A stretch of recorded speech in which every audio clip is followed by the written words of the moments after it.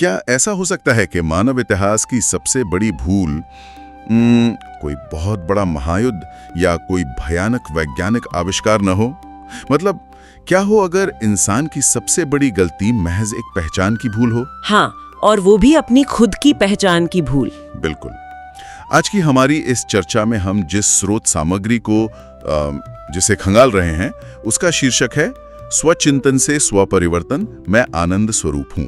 और ये दस्तावेज एक बहुत ही गहरा और मैं कहूंगी कुछ हद तक चौंकाने वाला दावा करता है।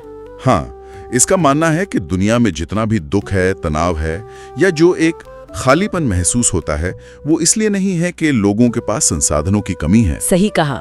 बल्कि इसलिए है क्योंकि पूरी मानवता अपनी असली पहचान ही भूल चुकी है। तो आज हमारा मिशन यही है, हम ये समझने की कोशिश करेंगे कि ये स्रोत ऐसा क्यों कहता है कि सच्ची खुशी या जिसे आनंद कहा गया है वो भौतिक दुनिया में कभी मिल ही नहीं सकता।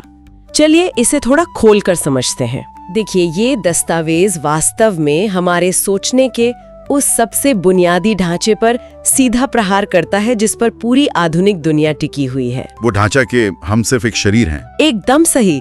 जन्म से ही हर इंसान को यही तो सिखाया जाता है कि वो केवल एक शरीर है, हाड़, मांस, रसायन और 5 तत्वों से बना एक जैविक ढांचा। मतलब हमारी पढ़ाई, हमारा करियर, सब कुछ इसी के इर्द गिर्द घूमता है। बिल्कुल, पूरी जीवन शैली इसी धारणा पर टिकी है कि इस शरीर को कैसे सुरक्षित रखा जाए, कैसे सुखी रखा जाए। लेकिन ये लेख स्पष्ट करता है कि जब तक कोई इंसान खुद को केवल एक शरीर मानता रहेगा तो वो कभी स्थायी आनंद तक नहीं पहुंच सकता। हाँ, दस्तावेज के अनुसार सच्चे ज्ञान की शुरुआत ही इस भौतिक मान्यता को तोड़ने से होती है। और यहीं पर स्रोत एक बिल्कुल अलग नजरिया सामने रखता है। इसमें बहुत ही स्पष्ट रूप से कहा गया है कि मनुष्य ये विनाशी शरीर नहीं है, बल्कि एक निराकार ज्योतिर्बिंदु चेतन शक्ति आत्मा है, जो कि अजर, अमर और अविनाशी है। हाँ, जिसे न तो आग जला सकती है और ना ही पानी डुबो सकता है। अक्सर जब लोग इस बारे में बात करते हैं तो वो शरीर को एक गाड़ी और आत्मा को ड्राइवर बताने वाला वो पुराना उदाहरण देते हैं। वो काफी प्रचलित उदाहरण है। हाँ, लेकिन अगर हम आज के समय के हिसाब से सोचें तो स्रोत जो कह रहा है वो मुझे कुछ जैसे वर्चुअल रियलिटी या VR तकनीक जैसा लगा। अरे वाह, ये तुलना तो इस विषय को समझने के लिए बहुत सटीक बैठती है ना? इसे ऐसे समझ सकते हैं कि कोई इंसान एक बहुत ही एडवांस VR हेडसेट पहनकर गेम खेल रहा है। वो उस गेम के अंदर इतना खो जाता है कि उसे लगने लगता है कि गेम का जो अवतार है वही उसकी असली पहचान है। बिल्कुल। अगर गेम में उस अवतार पर कोई हमला होता है तो बाहर बैठे इंसान के दिल की धड़कन बढ़ जाती है, उसे पसीना आने लगता है, जबकि असलियत में उसे कोई खरोच तक नहीं आई होती। एकदम सही। दस्तावेज भी यही कह रहा है कि मानवता इस ब्रह्मांडीय VR गेम में इतनी उलझ गई है कि वो भूल गई है कि हेडसेट के पीछे एक अविनाशी चेतना बैठी है। हाँ, हम उस बाहरी किरदार को ही सब कुछ मान बैठे हैं। लेकिन यहाँ मेरे मन में एक बहुत ही व्यावहारिक सवाल उठता है। मान लीजिए कोई व्यक्ति ये सिद्धांत पढ़ लेता है और समझ भी लेता है कि वो एक आत्मा है, तो क्या सिर्फ इतना जान लेने भर से उस इंसान के जीवन के सारे दुख अचानक गायब हो जाएंगे? मतलब क्या उसे तुरंत आनंद मिलने लगेगा? ये बहुत ही लाजवाब सवाल है और इसका जवाब मानव मनोविज्ञान की सबसे गहरी परतों में छिपा है। अच्छा, वो कैसे? देखिए, दस्तावेज का तर्क ये है कि इंसान के हर दुख, हर असुरक्षा की जड़ में एक ही बुनियादी डर होता है और वो है कुछ खोने का डर। हाँ, अपनी हैसियत खोने का डर या अपने करीबियों को खोने का डर। बिल्कुल। और सबसे बड़ा डर अपना अस्तित्व खोने का डर, जिसे हम मृत्यु का भय कहते हैं। जब किसी इंसान को ये गहरी अनुभूति होती है कि वो एक अविनाशी सत्ता है, तो वो खोने का मूल डर ही खत्म हो जाता है। को याद आ जाता है कि वो सिर्फ एक गेम खेल रहा है, तो गेम की चुनौतियां उसे डरा नहीं सकती। मतलब वो गेम तो खेलेगा लेकिन डर से नहीं, मजे के लिए। बिल्कुल। इसी तरह स्रोत के अनुसार जब स्वयं की असली पहचान का एहसास होता है तो एक स्वतः ही उत्पन्न होने वाली खुशी और शांति मिलती है। शरीर केवल इस दुनिया रूपी नाटक में कर्म करने का एक साधन मात्र रह जाता है। तो इसका मतलब है कि जब खोने का डर पूरी तरह से खत्म हो जाता है तो जो खाली जगह बचती है वो स्वाभाविक रूप से आनंद से भर जाती है। हाँ, ये बहुत ही खूबसूरत तरीके से काम करता है। ये वाकई सोचने पर मजबूर करने वाला तर्क है। अब मजे की बात यह है कि स्रोत सामग्री केवल व्यक्तिगत पहचान तक ही नहीं रुकती। ये इस बात की भी पड़ताल करती है कि इस चेतना का यानी आत्मा का उद्गम कहाँ से हुआ है। हाँ, ये दस्तावेज का एक बहुत ही अहम हिस्सा है। दस्तावेज के अनुसार आत्मा का वास्तविक घर ये शोर शराबे वाली दुनिया नहीं है, बल्कि इससे बहुत दूर एक परम धाम या शांति धाम है। और उससे भी बड़ी बात यह है कि आत्मा के पिता स्वयं परमात्मा हैं, जिन्हें स्रोत में आनंद का सागर माना गया है। बिल्कुल। और ये एक बहुत ही महत्वपूर्ण बिंदु है। दस्तावेज परमात्मा को किसी डराने वाली या सजा देने वाली शक्ति के रूप में नहीं दिखाता। हाँ, बल्कि असीम शांति और आनंद के स्रोत के रूप में दिखाता है। लेकिन यहाँ मुझे एक बहुत बड़ा विरोधाभास नजर आता है। कैसा विरोधाभास? देखिए, अगर हम दुनिया के किसी भी हिस्से में चले जाएं, तो लगभग हर धर्म में लोग यही कहते हुए मिल जाएंगे कि हम सब ईश्वर की संतान हैं। हाँ, ये तो हर प्रार्थना में होता है। तो सवाल ये है कि अगर सच में पूरी मानवता उस आनंद के सागर की संतान है, तो दुनिया में इतनी उदासी, इतना अवसाद क्यों है? लोग खुशी से झूमते क्यों नहीं रहते? इस विरोधाभास को स्रोत ने बहुत ही सूक्ष्मता से, मतलब बहुत गहराई से संबोधित किया है। दस्तावेज ये स्पष्ट करता है कि किसी बात को केवल मान लेना और उस सच्चाई को जानकर जीना, इन दोनों में जमीन आसमान का फर्क है। तो मतलब सिर्फ होठों से कहना काफी नहीं है? बिल्कुल नहीं। चलिए इसे एक उदाहरण से समझते हैं। कल्पना कीजिए कि किसी व्यक्ति के बैंक खाते में करोड़ों रुपए जमा हैं। बहुत अमीर इंसान। लेकिन वो व्यक्ति उस खाते का पासवर्ड भूल चुका है और इस वक्त कड़कड़ाती ठंड में सड़क पर बेघर होकर घूम रहा है। अरे बाप रे! तो आप ही बताइए, उसका वो करोड़पति होना उसके किस काम का है? किसी काम का नहीं, क्योंकि उसकी पहुंच उस खजाने तक है ही नहीं। एकदम सही। स्रोत के अनुसार दुनिया भर के लोग कह तो देते हैं कि वे ईश्वर की संतान हैं, लेकिन वे उस पिता पुत्र के संबंध की अनुभूति नहीं कर पा रहे हैं। यानी वो रिश्ता केवल एक रटा रटाया सिद्धांत बन के रह गया। हाँ, जब तक उस संबंध को एक जीवित अनुभव के रूप में अपनी चेतना में नहीं उतारा जाता, तब तक वो परमानंद जीवन में प्रकट नहीं हो सकता। और शायद यहीं पर स्रोत हमारे दुख का असली कारण भी बताता है। हाँ, बिल्कुल। दस्तावेज कहता है कि जब आत्मा ये भूल जाती है कि वो आत्मा है और पूरी तरह से इस भौतिक शरीर की पहचान में फंस जाती है, जिसे लेख में देह भान कहा गया है, फिजिकल कॉन्शियसनेस। हाँ, तो सारी समस्याएं वहीं से जन्म लेती हैं। जब कोई खुद को केवल एक शरीर मानता है, तो उसे लगता है कि दुनिया के संसाधन सीमित है, और फिर उसे लगता है कि उसे दूसरों से छीनकर अपने लिए जमा करना होगा। बिल्कुल। और इसी सोच से काम, क्रोध, लोभ, मोह और अहंकार जैसे विकार पैदा होते हैं। और पता है, इस बात को स्रोत ने केवल व्यक्तिगत स्तर पर ही नहीं समझाया है, इसका एक बहुत बड़ा ऐतिहासिक और धार्मिक परिप्रेक्ष्य भी दिया गया है। अच्छा, वो कैसे? अगर हम इतिहास पर नजर डालें तो दस्तावेज बताता है कि दुनिया में समय समय पर कई महान संदेशवाहक आए, जैसे भगवान बुद्ध, यीशु मसीह या गुरु नानक देव। हाँ, बिल्कुल। इन सभी ने उस भूल चुकी मानवता को प्रेम, शांति और करुणा का संदेश दिया। भगवत गीता का भी यही संदर्भ दिया गया है कि जब जब अज्ञान का अंधकार चरम पर होता है, तब एक सर्वोच्च सत्ता मार्गदर्शन के लिए हस्तक्षेप करती है, जिनका मूल उद्देश्य मानव जाति का कल्याण करना था। सही। लेकिन इंसान ने क्या किया? दस्तावेज यहाँ बहुत ही कड़वी सच्चाई सामने रखता है। इंसानों ने उस संदेश की मूल भावना को ही खो दिया। बिल्कुल। अपनी सीमित सोच के कारण लोगों ने खुद को अलग अलग गुटों में बांट लिया। हाँ, हिंदू, मुस्लिम, सिख, ईसाई जैसे गुट। जिन संदेशों का उद्देश्य लोगों को जोड़ना था, उन्हीं के नाम पर लोग आपस में लड़ने लगे। और स्रोत में इसी स्थिति को धर्म की ग्लानि कहा गया है। मतलब इतने सारे दर्शन और ज्ञान मिलने के बावजूद दुनिया की स्थिति बेहतर होने के बजाय बिगड़ती चली गई। क्योंकि लोगों ने बाहरी कर्म कांडों को तो पकड़ लिया, लेकिन आंतरिक चेतना को, जो असली चीज थी, उसे नजरअंदाज कर दिया।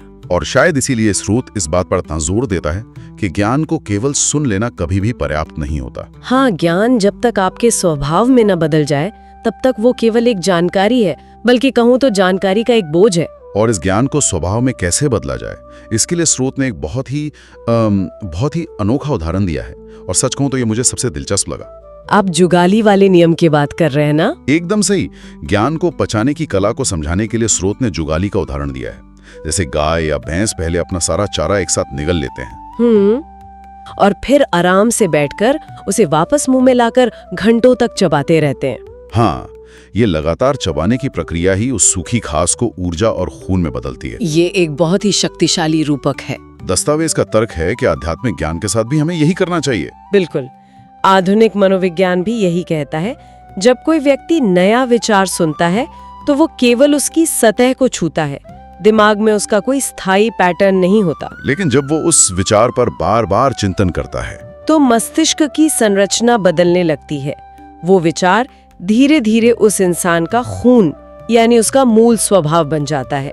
स्रोत इसी मानसिक प्रक्रिया को ज्ञान की जुगाली कहता है। और श्रोताओं के लिए सबसे अच्छी बात यह है कि इसके लिए आपको घर बार छोड़कर जंगलों में जाने की जरूरत नहीं है। बिल्कुल नहीं, इसके लिए कोई अलग से समय निकालने की मजबूरी नहीं है। आप ऑफिस जाते हुए, खाना खाते हुए या कोई भी सामान्य काम करते हुए अपने दिमाग के एक हिस्से में इस ज्ञान पर चिंतन कर सकते हैं।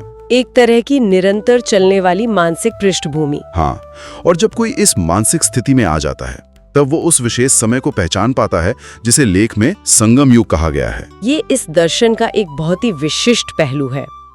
दस्तावेज समय को एक सीधी रेखा में नहीं बल्कि एक चक्र के रूप में देखता है। तो ये संगम युग क्या है? इसमें तर्क दिया गया है कि वर्तमान का जो समय है वो पुरानी दुनिया के पतन यानी कलयुग के अंत और एक नई दुनिया यानी सतयुग की शुरुआत के बीच का एक बहुत ही छोटा संक्रमण काल है। अच्छा, तो इसे ही पुरुषोत्तम कल्याणकारी संगम युग कहा गया है। हाँ, और स्रोत का दावा है कि इस विशेष समय में परमपिता परमात्मा स्वयं धरती पर अवतरित होकर ज्ञान दे रहे हैं। दस्तावेज ये भी बताता है कि इस समय वो सर्वोच्च सत्ता 3 अलग-अलग भूमिकाओं में कार्य कर रही है। वो 3 भूमिकाएं कौन सी हैं? पहली एक पिता की, जो सुख शांति का वर्षा दे रहे हैं। दूसरी एक शिक्षक की, जो परम ज्ञान दे रहे हैं। इसे एक ईश्वरीय विश्वविद्यालय भी बताया गया है। और तीसरी भूमिका एक सद्गुरु की है, जो सभी को सद्गति प्रदान करते हैं। और यहाँ स्रोत एक बहुत ही सूक्ष्म बात पर ध्यान केंद्रित करता है। कौन सी बात? वो है दोहरा लाभ। दस्तावेज तर्क देता है कि भविष्य में जब सतयुग आएगा तो वहाँ के देवता खुद को स्वाभाविक रूप से आत्मा तो समझेंगे, मतलब उनमें कोई शारीरिक अहंकार नहीं होगा। हाँ, लेकिन उस समय उन्हें परमात्मा का कोई ज्ञान नहीं होगा क्योंकि वहाँ कोई दुख ही नहीं होगा। तो फिर ईश्वर को याद करने की जरूरत ही क्या है? एकदम सही। लेकिन आज इस वर्तमान समय में हमारे पास ये अवसर है कि हम आत्मा अभिमानी होने के साथ साथ परमात्मा अभिमानी भी बन सकते हैं। यानी स्वयं को आत्मा जानना और सर्वोच्च सत्ता को भी जानना, दोनों एक साथ। बिल्कुल। और दस्तावेज के अनुसार यही वो दोहरा ज्ञान है जो इंसान को परमानंद की अवस्था तक ले जाता है। अगर हम इसे दुनियावी नजरिए से देखें, जैसे किसी का दाखला IIT या किसी बहुत बड़ी यूनिवर्सिटी में हो जाता है तो उसकी खुशी का कोई ठिकाना नहीं रहता। सच में, वो तो फूला नहीं समाता। तो सोचिए, अगर किसी को यह एहसास हो जाए कि वो सीधे उस सर्वोच्च सत्ता से ज्ञान प्राप्त कर रहा है तो उसके भीतर कितनी असीमित खुशी उमड़नी चाहिए। ये किसी भी दुनियावी उपलब्धि से बहुत आगे की बात है। लेकिन ये सब सिर्फ सुनने में अच्छा ना लगे, इसे व्यवहारिक रूप से कैसे जिया जाए, इसके लिए स्रोत के अंत में एक बहुत ही स्पष्ट तरीका बताया गया है, जिसे सहज राजयोग कहा गया। हाँ, दस्तावेज स्पष्ट करता है कि केवल ज्ञान की जुगाली करना ही काफी नहीं है, इसके लिए अभ्यास चाहिए। और ये कोई ऐसा योग नहीं है जहां आपको उल्टे लटकना है या सांसें रोकनी है ना? बिल्कुल नहीं। ये पूरी तरह से मन और बुद्धि का व्यायाम है। सबसे पहले खुद को एक निराकार आत्मा के रूप में अनुभव करना और फिर अपनी बुद्धि के तार उस एक परमात्मा के साथ जोड़ना। इसे शायद ऐसे समझ सकते हैं जैसे किसी रेडियो की फ्रीक्वेंसी सेट करना।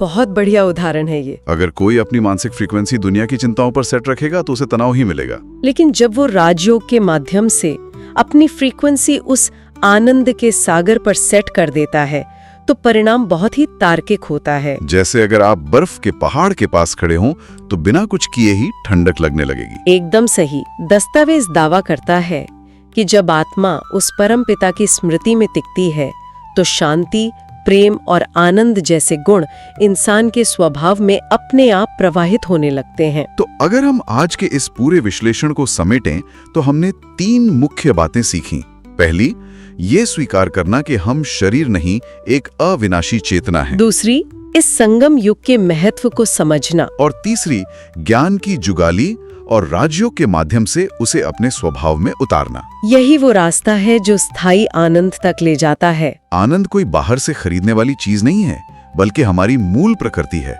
बस अज्ञान की धूल को हटाना है। बिल्कुल सही कहा आपने। और इसी गहरी सोच के साथ हमारी आज की ये चर्चा समाप्त होती है। लेकिन जाने से पहले हम चाहते हैं कि हर श्रोता एक विचार अपने साथ ले जाए। वो विचार क्या है? स्रोत का दावा है कि हमारी असली पहचान एक अविनाशी आत्मा की है और ये दुनिया एक बहुत बड़ा नाटक है। तो जरा इस पर विचार कीजिए। आज आपकी जिंदगी में जो भी सबसे बड़ी चिंता है, चाहे वो कोई टूटता रिश्ता हो या नौकरी का डर, हाँ, अगर आप अपनी उस परेशानी को इस अविनाशी लेंस से देखें, ये मानकर कि आप एक ऐसी सत्ता हैं जिसे मृत्यु भी नहीं मिटा सकती, तो क्या वो चिंता सच में इतनी बड़ी नजर आएगी? शायद बिल्कुल नहीं। अगर हम अपनी भौतिक पहचान से परे सोचना शुरू कर दें, तो कल सुबह जब हम उठेंगे तो हमें हमारे आसपास के लोग और ये दुनिया कैसी दिखाई देगी? ये वाकई एक बहुत गहरा सवाल है और इसका जवाब हर किसी को अपने भीतर ही खोजना होगा। तो मिलते हैं आपसे अगली चर्चा में। ओम शांति। आशा है कि यह विश्लेषण आपको अच्छे लग रहे होंगे। अगर आपके सुझाव हुए तो ज़रूर हमें बताइए। ओम शांति।